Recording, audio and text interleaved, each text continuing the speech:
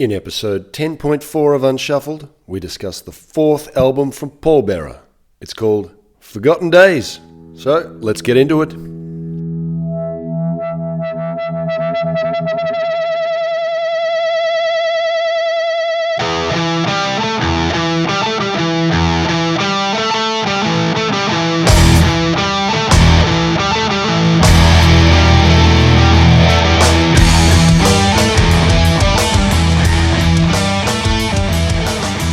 Welcome, listeners. Welcome to Unshuffled. We're bringing back the album, and a big hi to our growing international audience. I'm your host, Matt. Joining me, as he always does, is Mr. Scotland D, my man in Japan. Hi, Scott.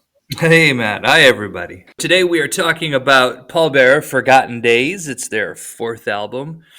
The release date for this one was October 23rd of 2020. I think that it's probably worth noting, and most of the listeners probably have this on their calendar, but of course my birthday is October 24th, so this was released the day before my birthday, which made it extra special.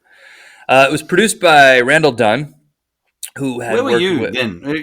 Because we started the podcast and then we'd spread off to our separate parts of the world. Where had you gone then? You were back in the States then?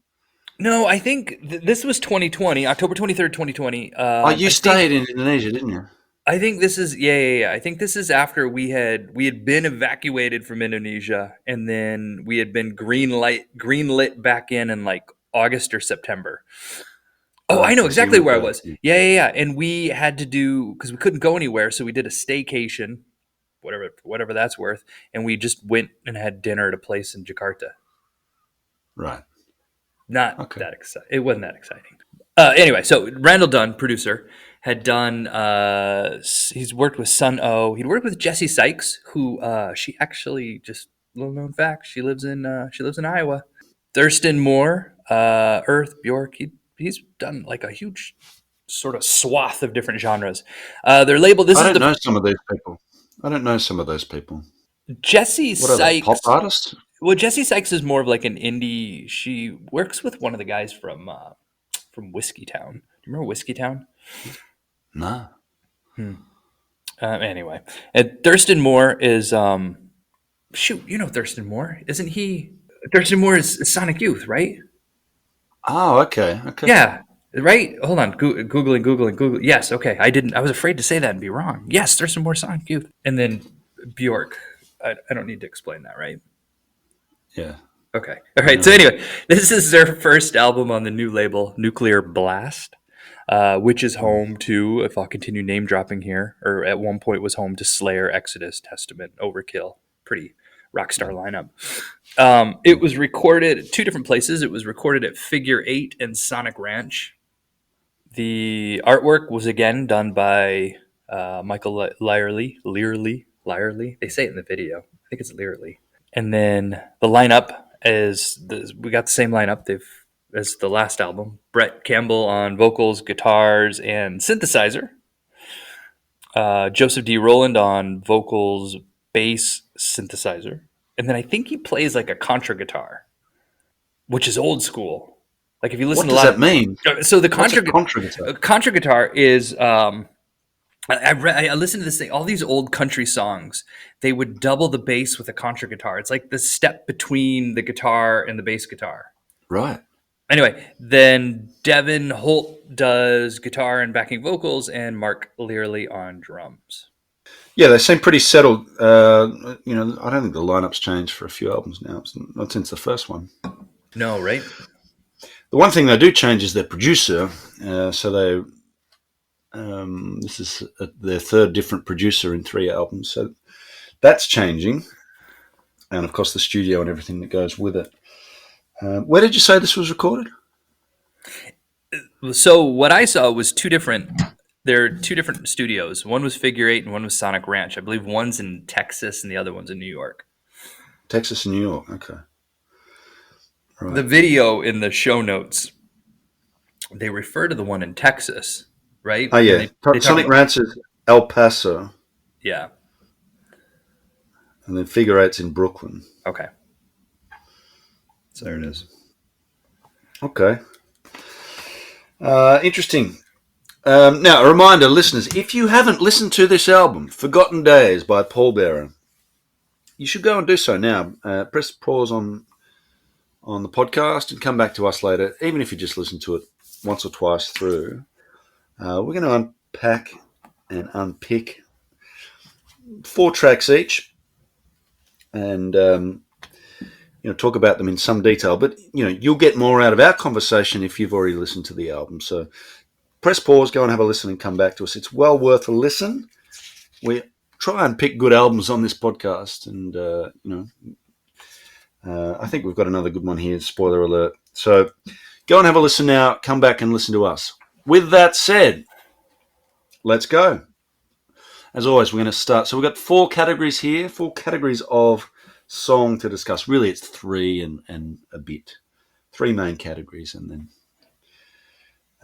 we'll see if there's anything closely resembling filler, but with this band's track record, it's unlikely. Let's start with the opener, which gives us something in common to discuss. The opener is the title track. What are your thoughts on the track?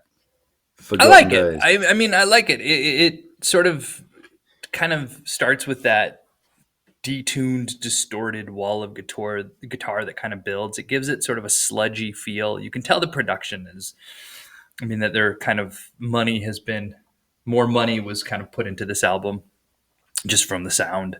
The song itself, it and the whole album I think does this, where it kind of, they are playing with sound a lot, where it goes from sort of like sludgy and muddy, and then will clear up in certain parts, right? So it's kind of like a slutty, mudgy verse, and then kind of clears up in the chorus. I like the chorus. I like the way that they play with rhythm a lot in this album too. And I think that this first track shows it in the chorus. There's like those last 2 lines of the chorus where the music kind of just hangs on them, right? There's like a rhythm shift when it comes to the chorus, and then it just like hits that sludge again. I think it's a solid opening track. I like it. Yeah. It's sort of built around that big swaggering riff, which arguably they'd moved away from on Heartless. I thought that it was less riff-centric, Heartless, but here we're just straight back. This is a big, almost sort of Matt Pike sort of heavy riff, which I really enjoyed. And yeah, I love the riff through the, as they introduce the riff and then sort of play around with a little bit. In a couple of points, it just stops. When the whole band just stops for a second and then the riff resumes. I love that effect. And you're right, yeah. And there's a sort of gentler section, and later on when the whole song shifts and changes. But really enjoyed it. Just very sort of straightforward. They were getting quite proggy on the previous album. We noticed that this is a much more straight down the line song, and I think it kind of sets the tone for the album in that way. And but it's not without nuance and some lovely vocal harmonies in that gentler section. Some beautiful bass playing throughout that gentler section as well, and some sort of clever guitar effects throughout. So yeah, that production that you mentioned is evident here. I think you'd mentioned sort of moving away from the proggy. I did feel like this album moved. It's not as doomy or proggy. Yeah, it's like the song structures are more straightforward, and yet there's still a lot of experimentation with sound. This album, to me, is actually the perfect example of why we do what we're doing, because I can absolutely hear, and I think I'll talk about that at some point here, where you hear, the band has changed its sound, but the old sort of feel is still in there. Yeah. Just for kind of like reconfigured. Yeah. And I love hearing the evolution of bands. And I think, like, if you were to listen to this album and then go back and listen to the first album, it sounds like 2 completely different bands. But if you listen to sort of that evolution, as you just said, you hear where it all just, this is the equation that it sort of adds up to. Yeah. Anyway, I really liked it. It's a very effective opener, I thought, and just that riff kept kept me coming back. I kept looking forward to hearing that riff again and again. It wasn't my favourite on the album, though, but it's a very good one. But our next category of song is The Killer. So that was our opener. Now we move on to The Killer, where we nominate our best track from the album. So I'm interested to hear what yours is. I have The Quicksand of Existing. Ah. Um, Track 5. Track 5. And actually, it might even be, is it the shortest? I mean, barely, but I think it's the shortest song on the album. It is, by like a second.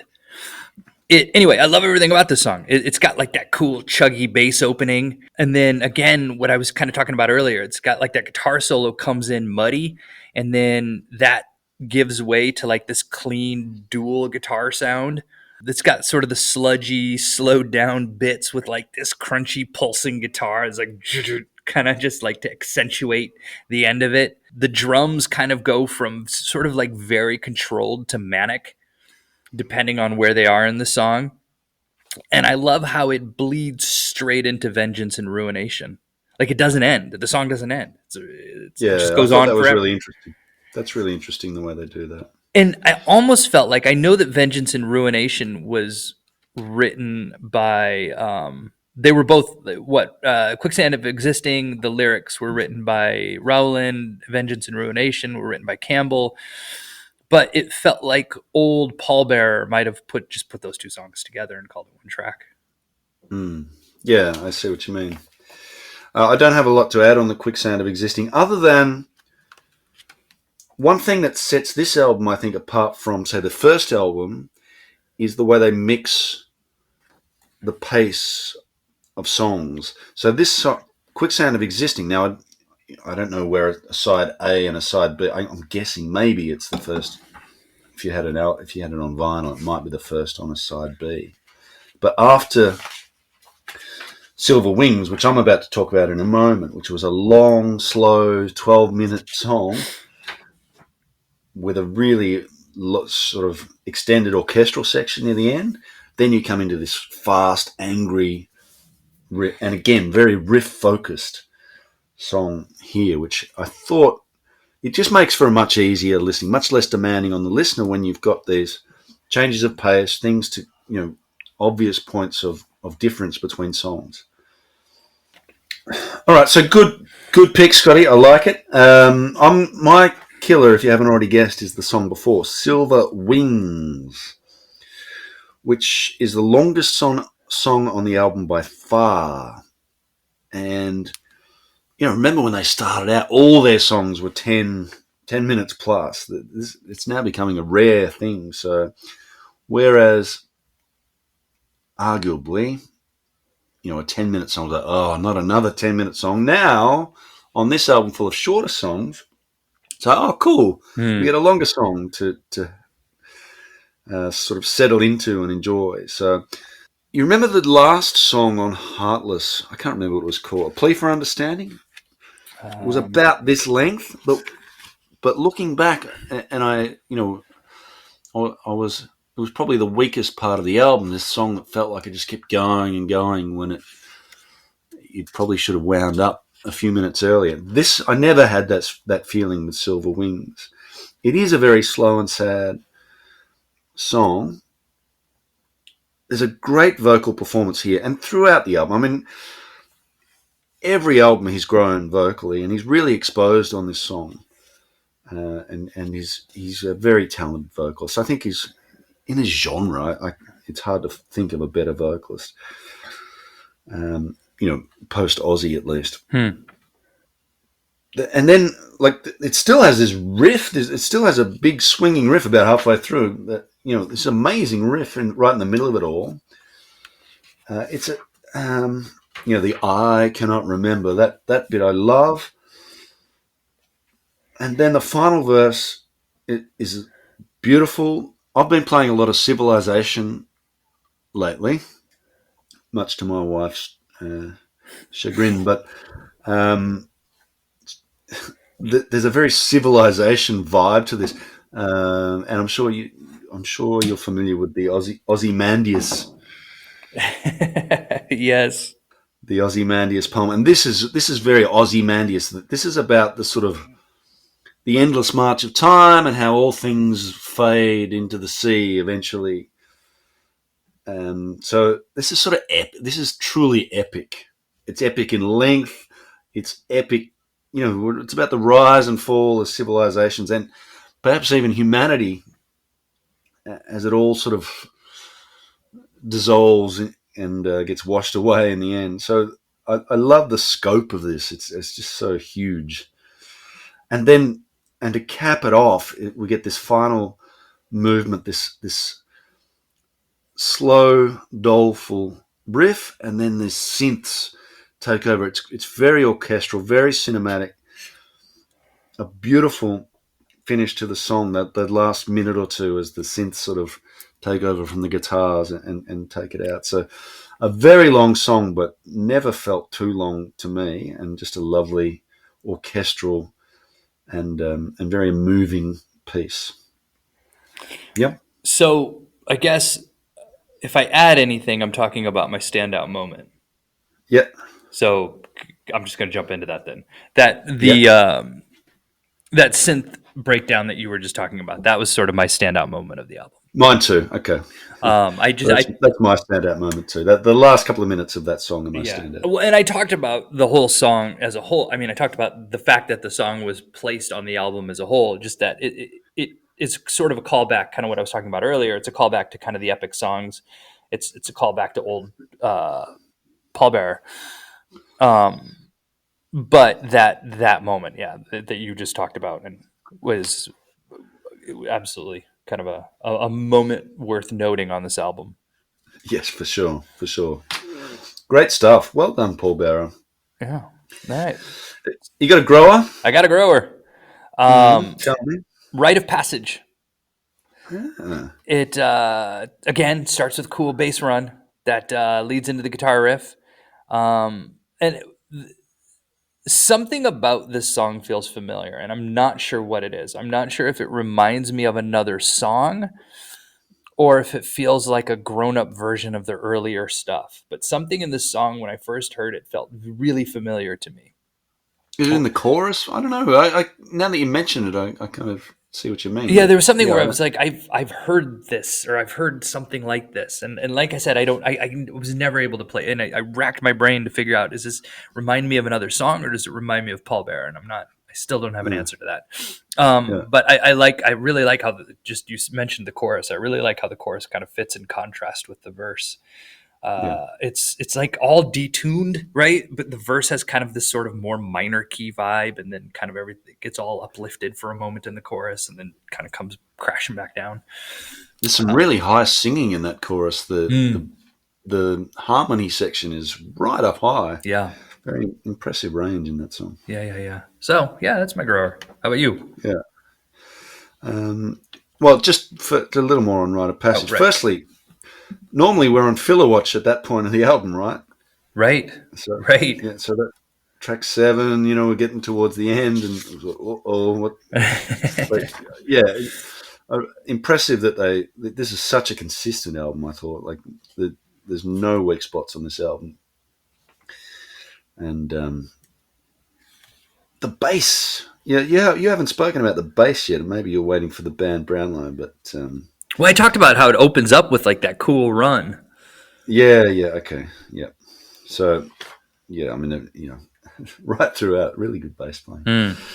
My Grow is probably the last track. I mean, the whole album kind of just, we've had a fair bit of time between recording the last one and this one, so really the whole album's grown and grown. But Caledonia, probably because I spent so long listening to the first 4 or 5 songs and didn't really get to the last songs, didn't really focus on the last songs until later. So Caledonia, maybe because I was expecting a slightly weaker song, but at the end,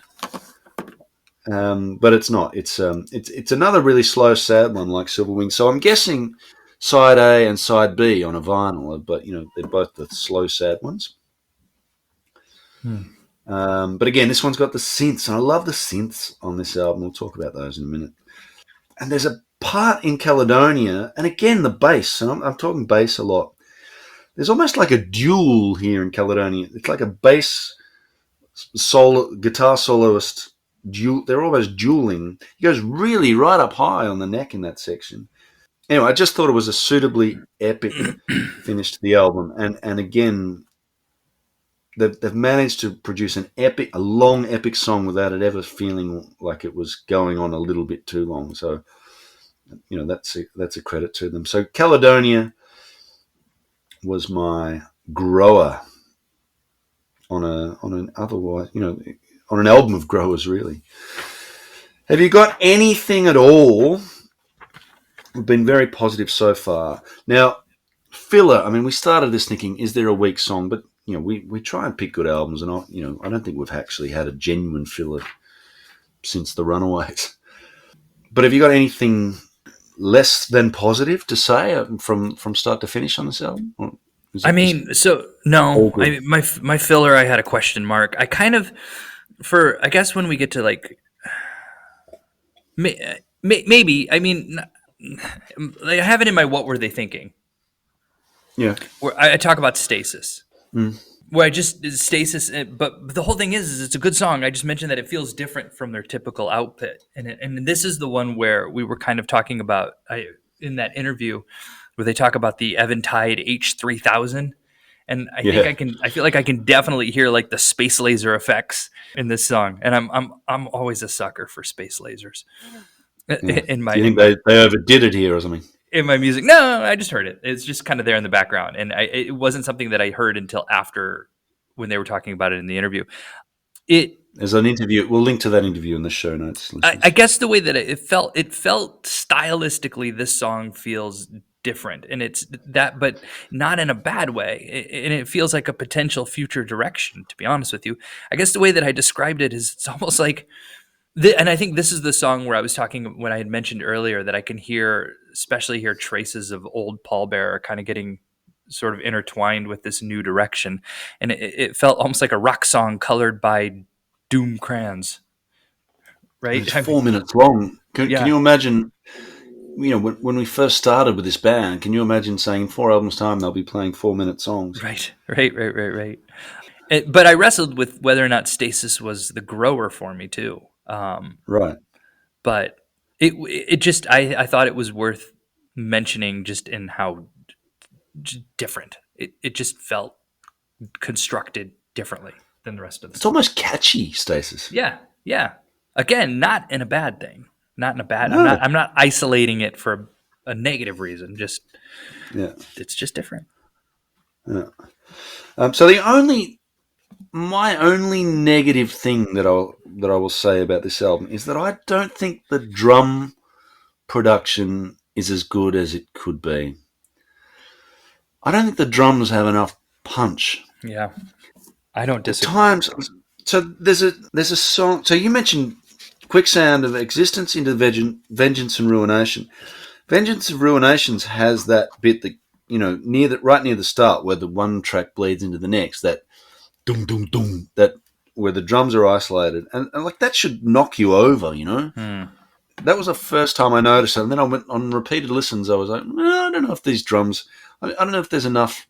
You want that kick drum to sort of, rattle your rib cage, and I don't think it does. And the snares never really quite snappy enough. The toms don't really.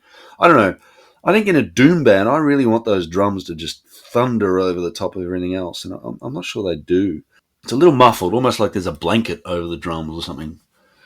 Which might be something to do with the fact that this guy doesn't really do much in the genre. He's sort of more poppy, and I don't know. Maybe that's it. I'm not sure. Your thoughts? Yeah, it's interesting that you noticed or that you mentioned that because I didn't realize that was something that I was also noticing. But when I talked about the drums in the Killer Quicksand of Existing, I really had to go back and listen intently on the drums. Yeah. Like I had to go back and specifically where it was just like, wait, what's the drums doing there? And I went back and listened again specifically to hear the drums. And you're right, it didn't jump out. It was something I had to go back and seek out. Yeah. I mean, if you're going to err one way or the other, I'd prefer too much drums Yeah, to too little I'm with you. Go big on the in this drums. genre. Yeah, and I just feel like because there's space in Doom, because there's so much space in the drumming, it's okay. You know, just let them come to the forefront. And yeah, I guess that would be my only complaint. I just don't think the drum production's quite.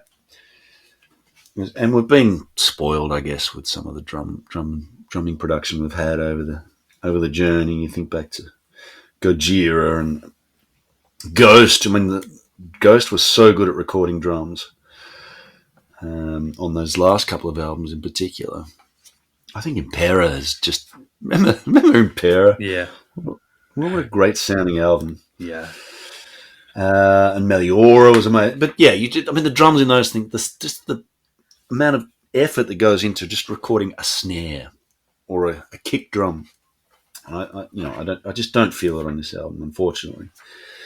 But otherwise, an excellent album, thoroughly enjoyable. We've got a few little mini awards to give out, and then we'll get into the band Brownlow. So we've got the standout moment. We've already done that. We rarely agree. We had the exact same standout moment the last minute or two of Silver Wings. Yeah. Standout lyric. You got a lyric that stood out to you? So that's kind of where I touched on Caledonia. So I guess I didn't know this on the first couple listens. It was again the interview that we're gonna bring up, but I didn't realize that this album was reflecting on the loss of, was it Joseph Rowland's mother? Right. Yeah. And so learning that the lyrics of Caledonia, I guess, hit harder, right? Once you kind of realized that was what this was about, was when the lyrics, I think, sort of, it was just like, oh, I see, okay. And so there's the song starts with, I wasn't prepared to face the final hues, to watch the color fade and let go of my youth. Like that idea of letting go of my youth, right? That was, and then later on it says something about hardly muster a goodbye, pleading for numbness to arrive. I mean, I think that kind of sort of, but thankfully, I mean, I don't know what this feels like, but I can imagine, and I think he does a seemingly good job of kind of portraying that emotion, putting it into words. And it wasn't that. Do you remember? Was it Gojira's Magma that was sort of same? Yeah, right. Yeah, that was a similar theme. Yeah. Yep. So anyway, yeah, the lyrics of Caledonia, I think, are the ones that I put down as notable lyrics. Yeah, good lyrics. My standout lyrics were, what song was it? The ones about the true measure of power. Where is that? The true measure of power. The ability to inflict cruelty with impunity. That's Vengeance and Ruination. Yeah. So it's towards the end of Vengeance and Ruination. The true measure of power, the ability to inflict cruelty with impunity. One of the reasons I thought that was so powerful was because of what's happening in the world at the moment, you know? This horrible situation that's unfolding in Gaza and the imbalance of power in that region. I don't want to get political, but, you know, that sort of... obviously they weren't thinking about that when they were writing it, but I just thought that, I don't know if that's a quote from someone, I don't or if know. that's their own words. Can you Google it for me while we're talking? Sure. The true measure of power is it sounds like a philosopher's quote or something, right? But if it's not, then I mean, it's well done them. I have nothing coming up. Okay, well, I mean, it's such a it's such a good quote. So yeah, I thought that was very well written, very philosophical, very powerful. Yeah, I'm still looking, and I'm not seeing Nothing. it. Okay, cool. Well done, Pallbearer. Any other categories? What were they thinking? Oh yeah, you've kind of had that already, right? Right. Yeah. I was going to mention them. One of the things that almost turned us off this band because we're both parents, was the cover artwork. We haven't talked about the artwork yet, so maybe this is our chance. Normally, we'd talk about the artwork in the early stages of our chat, but we didn't get to it today. It's a sad image. It seems like a family supporting a mother with a child. Now, when I first saw this artwork, I thought, oh no, that child's died. But Right. looking at it now, it's got its hands up, so maybe it hasn't. So what's this artwork saying? I mean, I guess I sort of took it to mean that I think there's an interview with was it Michael Learley where he talks about how the lyrics influenced his design of this, and I think it's the sort of the loss of a mother. And I think that like the two sort of spectral beings behind the woman are with their hands on her shoulder are possibly I think Her it parent. yeah I think so we're just seeing generations here. Okay. And I think you've got sort of the baby reaching up for the mother who was, obviously, or now is no longer with us. Is my thought. Right. Okay. Is my thought. Okay. Yeah. So I guess it's not quite what were they thinking, but what am I thinking? Like, it makes sense to me now that you mention some of the lyrical motivations, and I can see, yeah, okay, it's all right. I've always liked this guy's artwork. I love the one on the previous album. Mm. This one, I just couldn't quite work it out. But maybe that's my problem, not his. I don't know if you've seen the rest of the cover artwork. There's an interesting, as you open the CD cover, there's a. Let me show it to you. You can see this guy. Yeah. So it sort of harkens back to that Stone Giant on the previous Oh, album with yeah. the mountains in the background, and I quite like that one, perhaps more than the other one. But I guess they'd already used the giant and the mountains, so they Yeah. couldn't go back to that. But yeah, I mean, I like this guy's art. I just couldn't quite work out what he was trying to say. But yeah, I guess it makes sense now. And one other thing I'll say about this CD compared to the previous ones, and I do buy the CDs, listener, as you should too, is this one comes in a jewel case. The other ones were in those little fold-out cardboard sleeves. This one, you get the full plastic. See, it's the It's money. worth going to those big labels. It's the money from the label. Yeah, there's also a nice picture on the back of some incense burning on a windowsill, which I really like too. Oh, Yeah, or a candle, or an extinguished candle, maybe. That's even more meaningful and deep. yeah. Anyway, good. All right. So,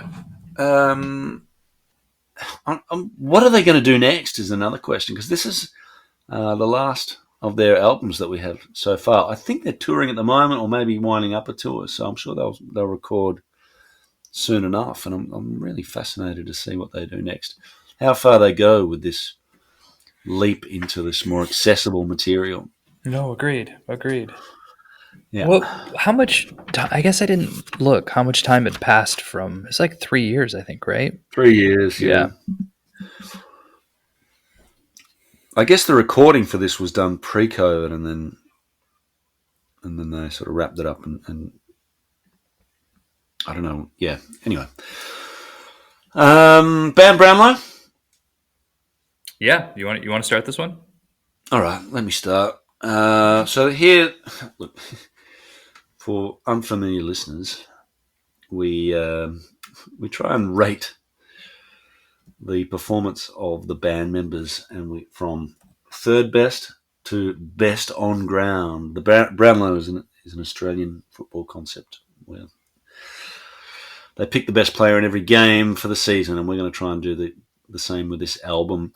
One thing I was thinking on listening to our previous podcast, we both voted for the guitarist as the best on ground, the best performance. But then thinking back now, I mean, it's hard to tell how much of it is Brett Campbell and how much of it is Joseph Rowland. So it makes me reluctant to go down that path again, even though the guitar performance is excellent. I'm not sure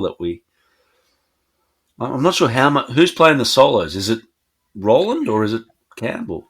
Yeah, I guess I assume it's Roland. Yeah. I'm assuming that Campbell's sort of laying down the rhythm and Roland or sorry, Campbell's laying down the rhythm and Holt is Oh, so is there's doing. Holt as well. Sorry, Holt.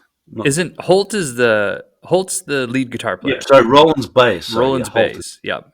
Yeah, we both gave it to Holt last time. But yeah, I'm not. I'm just not entirely willing to swear that Campbell's not playing some of those solos or all. I don't know. Yeah. Anyway, with that in mind, I loved and the drumming performance on this is excellent, but the production's going to drag Mark Leary out of my top four on this one. No, it's more his producer's fault than his fault. So, but sorry, Mark, you should have spoken up. Be more assertive. So I'm going to give my 3 votes, my best on ground, to the band member who I have mentioned the most so far, which is the bass player Joseph D. Rowland, who also I love the contributions to the backing vocals from all of the band members. Well, Devon Holt and Joseph Rowland, but I really love the bass on this, and he's got synthesizer credits as well. So he seems to be messing about with those 80s synths too. So I really like Joseph Rowland's performance, and there's some outstanding bass playing throughout this album. So he gets my 3 votes. I'll give Brett Campbell 2 and Devon Holt 1. Brett Campbell's vocals are superb, and I can't speak highly enough of him. And Devon Holt, I don't know how much of the guitar is his rhythm and lead, but I like the guitars on this album, so he gets 1. How about you? Yeah, it's the exact same as yours. Hey! It's yeah. It goes. I've got Roland 3, Campbell 2, Holt 1.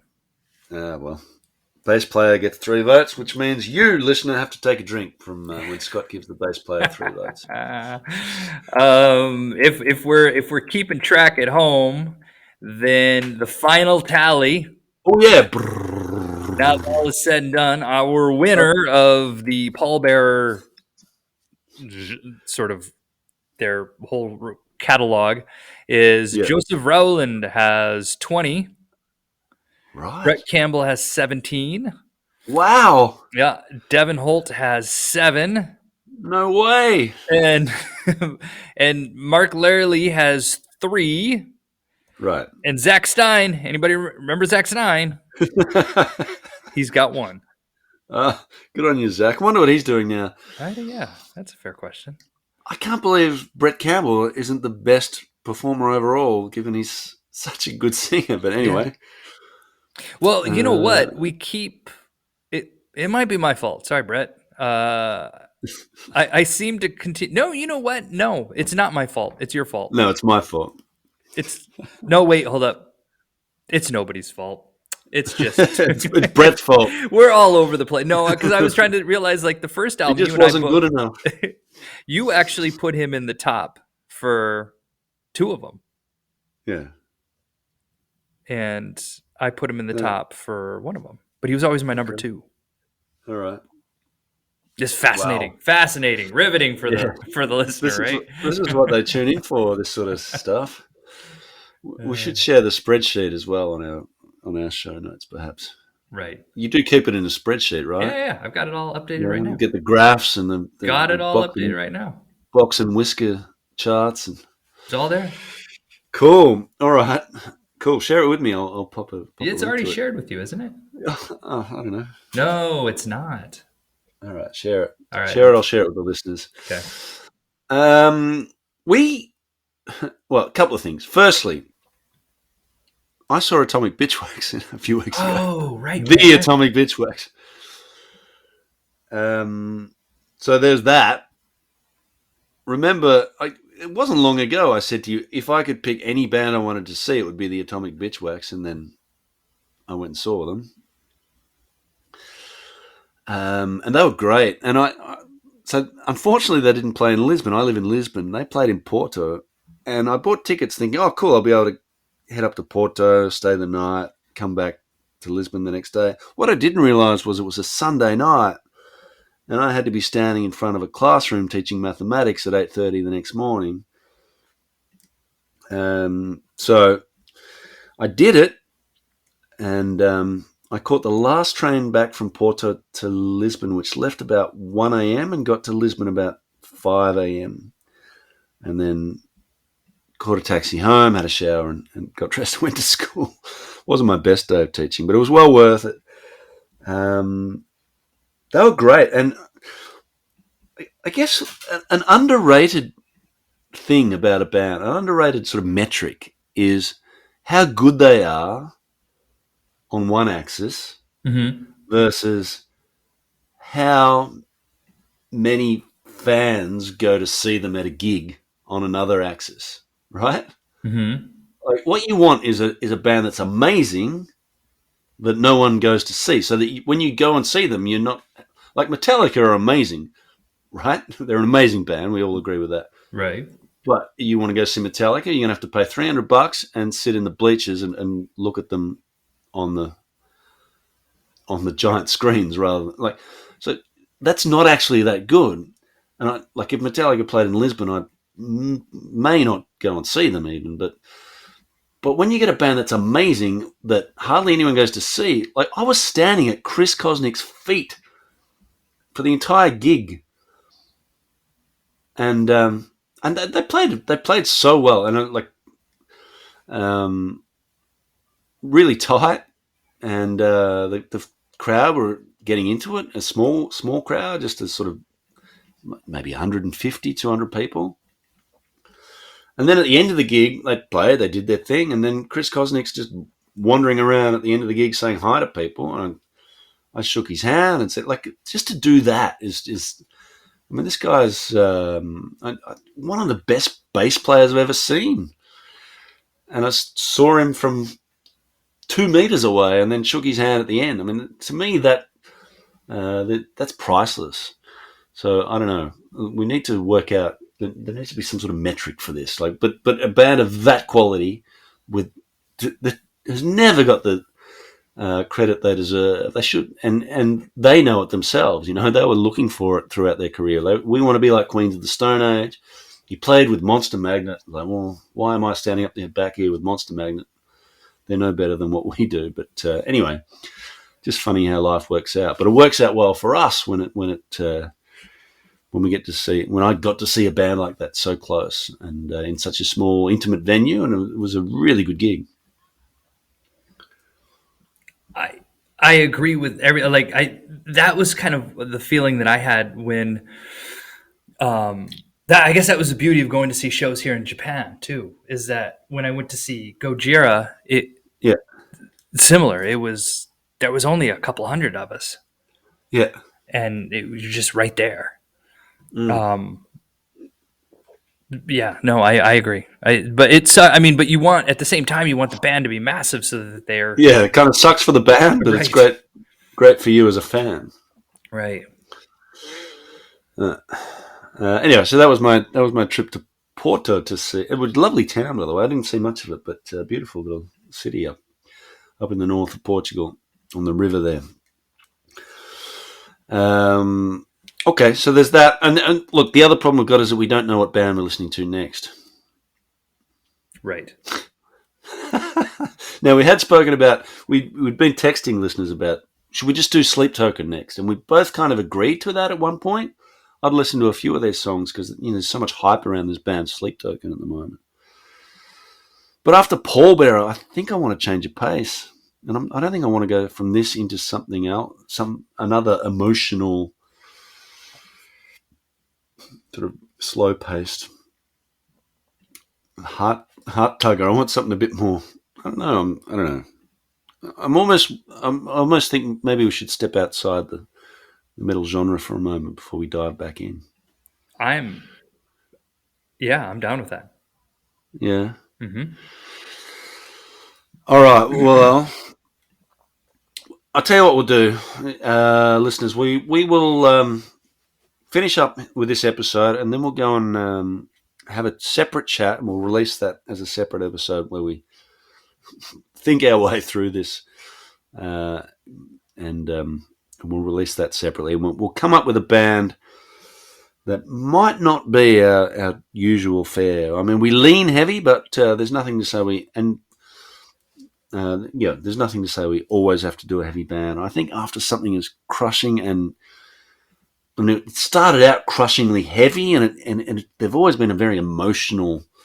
There's always been an emotional weight with this band, and as great as they've been, I think I'm ready for something a little lighter. So let's go and have that chat at the end of this episode, Scott. But you want to just finish up with your thoughts on Pallbearer, and then we'll say our farewells and go pick another band. Yeah, sounds good. No. I've enjoyed listening to this band. It's another one where I've enjoyed the evolution of the band. I think we've done really well at picking bands that show clear evidence of evolving, right? Where we're not just listening to the same album on repeat. So yeah, I've actually, and I'm really curious. This is a band where I'm really curious to see where I have no idea where they're going to go next. I have no idea what the next album will sound like. Yeah, love to see them live too. Yeah, agreed. I'd travel to Porto for that as well. Yeah, I've really enjoyed them, and so nice to hear a really heavy band with such a great singer. It's such a often you don't get to hear the two together, and I think his vocals. He's always been a good singer, but he's just gotten more confident and more willing to sort of let his vocals shine through from album to album. And I think that also the supporting cast of vocalists is, there's some really nice harmonies and backing vocals that together make a really really effective vocal performance. So yeah, enjoyed the band and looking forward to the next one. And whenever they release it, listeners, we will cover it here. Probably, I'm expecting 2024, perhaps, for a new release. So when it happens, you will hear our take on what should be an excellent next album. All right, we'll wrap things up and we'll go and have a chat about what to do next. So anyway, just quickly, thank you, listeners. As always, we do appreciate you tuning in. It's always nice to see the map light up from all different parts of the world, and we appreciate the fact that anyone listens at all. But it's really nice. So thanks for tuning in. You can contact us through. Well, all the past episodes are on our website, unshuffledpod.com, including show notes, which it usually takes me a few days, but I'll get there eventually. There's a link to an interview that you should check out. On that, we didn't even speak about the film clip, but that's there as well. We're on Twitter, at unshuffledpod. We've got an email address, unshuffledpod@gmail.com, which I probably should have checked but I will check before the next episode. So yeah, contact us if you have any thoughts on what we've spoken about, or any suggestions for future bands, or whatever. Or you want to sell us some books, as Martin Popoff does. Thank you, Small Stone, for giving us permission to use the excellent music that you hear in the opening track. The band is called Seven Planets. The album is called Explorer, and the track is called Vanguard. So go and check that out, and check out Small Stone's Bandcamp page. There's a lot of great bands on that, so you can have a listen to stuff for free, and then buy the CDs or download the FLACs or whatever you want. So Small Stone are a great label and a really great friend of our podcast. So check them out too. With that said, we've got another discussion to have now, Scott. So let's go and do that. And listeners, you can tune in for that, or you can just skip that, and you'll soon see which band we've picked when our next episode pops up in your feed. Thank you for listening.